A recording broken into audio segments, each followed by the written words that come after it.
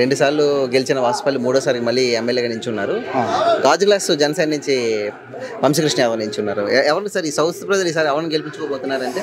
Definitely Vasupalli గారే గెలుస్తారండి. Bumper మెజారిటీతో గెలుస్తారు. సార్ ఎందుకు వాసుపల్లి గెలుస్తారు? ఎందుకంటే ఆయన 2 సార్లు గెలిచారు కదా, అభివృద్ధి ఏమైనా చేశారు? అభివృద్ధి కూడా చాలా చేశారు. అనునిత్యం ప్రజల సమస్యలను తెలుసుకుని వాళ్ళ యొక్క సమస్యలను వెంటనే పరిష్కరించి వాళ్ళకి ఏం చేకూరాలి, ఏం చేయాలని ఏకైక వ్యక్తి ప్రజా దర్బారు పెట్టి ప్రజల సమస్యలను ప్రతి వారం తెలుసుకొని వాళ్ళ సమస్యలను వెంటనే పరిష్కరించే వ్యక్తి వాసుపల్లి గణేష్ గారు ఒక్కరే. ఏ ఎమ్మెల్యే కూడా ఇక ముందు అలా చేయలేదు, ఇక చేయబోరు కూడాను. అతని స్థాయికి ఎవరు వెళ్ళలేరు కూడాను. అది మానవతావాది, మంచి మనిషి ఉన్న మనిషి.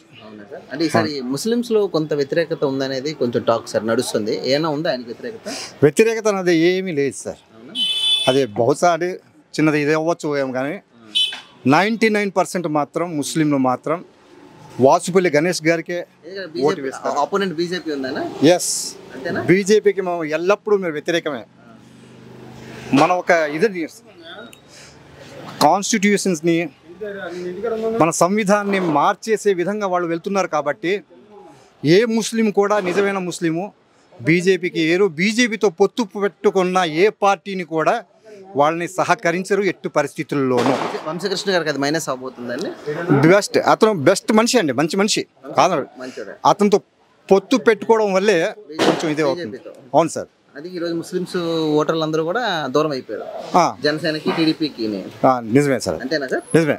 ఓకే, ఓపెన్ గా చెప్పారు. అవునండి, ఓపెన్ గా చెప్పాలి సార్. ఎందుకు దాపరింపులు ఉండకూడదు దీంట్లోనే. మూడోసారి హ్యాట్రిక్ కొడతారా సార్ ఆయన?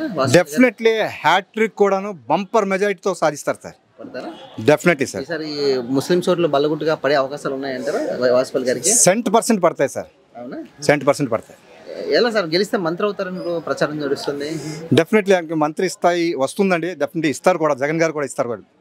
అది ఎలా సార్? స్టేట్ లో ముస్లిమ్స్ అందరూ జగన్ గారు సపోర్ట్ చేసే పరిస్థితి ఉందా? గతం కన్నా కొంచెం ఒక వర్గం దూరం అయింది అంటున్నారు. ఏ వర్గం దూరం అవ్వలేదు సార్.